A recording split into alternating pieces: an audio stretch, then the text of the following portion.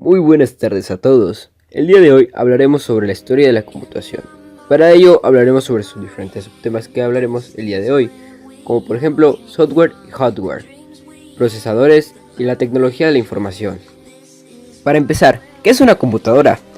Es una máquina capaz de efectuar una secuencia de operaciones mediante programas, de tal manera que se realice un procesamiento ser como un conjunto de datos de entrada obteniendo otro conjunto de salidas. Tipos de computadoras. Se clasifican de acuerdo al principio de operación analógicas y digitales. Computadora analógica se describe por la relación matemáticas similares, exponenciales, logarítmicas, etc. Pueden entregar la solución muy rápidamente, pero tienen un inconveniente, que al cambiar el problema al resolver hay que relambrar la circuitería. Entre paréntesis y palabras concretas sería cambiar el hardware. Computadora digital. Están basadas en los dispositivos digitales y que solo pueden tomar uno o dos valores posibles, 1 o 0.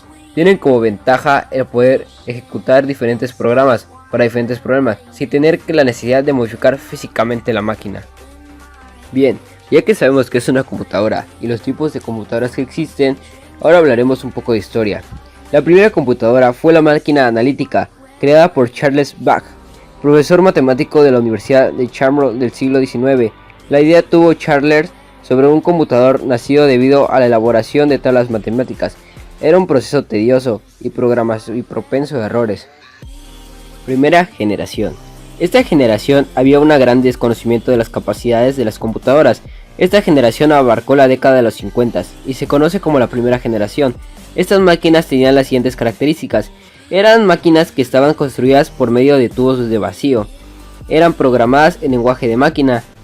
En esta generación las máquinas eran enormes y costosas, de un costo aproximadamente de cientos de miles de dólares. Segunda generación. Cerca de la década de 1960 las computadoras seguían evolucionando, se reducía su tamaño y crecía su capacidad de procesamiento. También en esta época se comenzó a definir la forma de comunicarse con las computadoras, que recibía el nombre de programación de sistemas. Las características de la segunda generación son las siguientes. Están construidas con circuitos de transistores. Se programaban de nuevos lenguajes llamados lenguaje de alto nivel. Tercera generación. Con los procesos de la electrónica y los avances de la computación con las computadoras, en la década de 1960 surge la tercera generación de las computadoras. Se inauguraba con IBM en 360 en abril de 1964. Las características de esta generación eran las siguientes. Su fabricación electrónica estaba basada con circuitos integrados. Su manejo es por medio de lenguajes de control de los sistemas operativos. Cuarta generación. Aquí aparecen los microprocesadores, que es un adelanto a lo de microelectrónica. Son circuitos integrados de alta densidad y con una velocidad impresionante. Las microcomputadoras con base a estos circuitos son extremadamente pequeñas y baratas, por lo cual se extiende al mercado industrial. Aquí nacen las computadoras personales, que han adquirido proporciones enormes y que han influido a la sociedad en general sobre la llamada la revolución de la informática.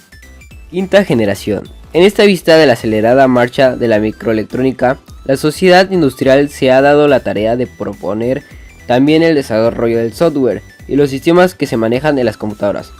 Procesamiento en paralelo mediante arquitecturas y diseños especiales y circuitos de gran velocidad, manejo del lenguaje natural y sistemas de inteligencia artificial. Eso es lo que distingue a esta quinta generación, ya dando detalladamente las computadoras que conocemos hoy en día. El inicio de los software fue entre los años 60 y 50. Era muy difícil su desarrollo, ya que era de forma manual y se usaban lenguajes de programación de baja calidad. Esto nos quiere decir que era un lenguaje aritmético lógico, era decir, el ensamblador y la máquina. En los años del 50-60, los programadores siempre habían sabido que los ingenieros civiles, eléctricos y computadores debatían para significar la ingeniería para el software. A todo esto, como era tan complicado y difícil, se le llamó la crisis del software. La ingeniería del software fue estimulada llamada crisis de software. Esa fue en la década de entre 60, 70 y 80. Identifica muchos problemas del desarrollo del software. Y en los 90, el auge de Internet condujo a un rápido crecimiento de demanda en sistemas internacionales de despliegue de información y de correo electrónico de World Wide Web. En el 2000, con el reciente demanda del software en muchas organizaciones pequeñas, la necesidad de solución de software de bajo costo llevó al crecimiento de metodologías más implementadas, rápidas y eficaces que se desarrollan en un software funcional. Los requisitos implementarios que fueran más rápidos, ágiles y prácticos de utilizar. Algunas características de este son aspectos que nos quiere decir que ayudan a los ingenieros de software a lidiar con atributos de calidad o para quitar algún código repetitivo.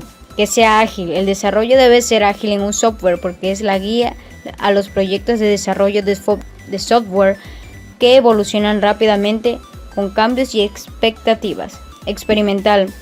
Es una rama de la ingeniería de software interesada en la elaboración de experimentos sobre un software. Model y Drive. El diseño debe ser manejado por modelos y se desarrolla en modelos textuales y gráficos. Lineales de producto de software. Las líneas de producción de software es una forma sistemática para producir familias de sistemas de software. Hardware. Definimos hardware como el sustrato físico, es decir, todo aquello tangible, aquellas partes físicas de nuestro ordenador, aquellas partes internas. ¿Qué queremos decir con partes internas? Todo aquello que lo conforma, como discos, memoria, tarjetas, entre otras cosas que son indispensables para el computador. ¿Qué es un procesador? El procesador es el cerebro del sistema, encargado de procesar toda la información que se introduce a él. Literalmente es el cerebro de una computadora. Prácticamente todo pasa por él, ya que él es el responsable de ejecutar todas las instrucciones existentes. Mientras más rápido vaya el procesador, más rápido serán ejecutadas las instrucciones dadas. El procesador es un componente donde se usaba la tecnología más reciente. Los mayores productos de procesadores a nivel mundial son las grandes empresas con la tecnología para fabricar procesadores para máquinas, como Intel. Dicha empresa, que es la que domina en el mercado actualmente, AMD, vía de IBM, que fabrica procesadores a otras empresas, como también Transmeta. El procesador es uno de los componentes más complejos de una computadora y el más caro, por cierto. Pero él no puede hacer todo. Como el cerebro necesita un cuerpo, que está formado por otros componentes de la computadora, incluyendo la memoria, el disco duro, la placa de video y de red, monitor, teclado y mouse, entre otras cosas. Tecnología de la información, también conocidas como TICs. La tecnología de la información es la aplicación de ordenadores y equipos de las telecomunicaciones para almacenar, recuperar, transmitir y manipular datos, con frecuencias utilizando el contexto de los negocios u otras empresas. El término es utilizado como sinónimo para las computadoras y las redes de las computadoras, pero también abarca otras tecnologías de distribución, tales como la televisión y los teléfonos. Ok, la tecnología de la información se divide en secuencial, introducir la información.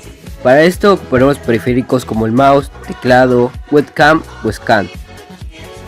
Despliegue de la información. Para esto ocuparemos los teleféricos, ya sea vía auditiva o visual.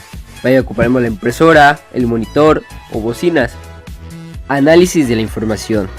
Este es el medio donde analizaremos la información y la recibiremos, ya sea por medio de redes sociales, un texto en Word o un sitio en la web. Almacenamiento. Guarda la información en forma de impreso, óptico o magnético. Actualmente el más ocupado es la fibra óptica, que ocupamos para respaldar toda nuestra información, ya que las cintas magnéticas quedaron atrás, a la llegada de los discos duros. Y por último, la comunicación. Transmite la información a través de ondas de radio, frecuencias, luz, infrarroja y señales electrónicas o el sonido. Para ello ocupamos la red Wi-Fi, el Bluetooth, satélites y otros medios por los que la comunicación será transmitida.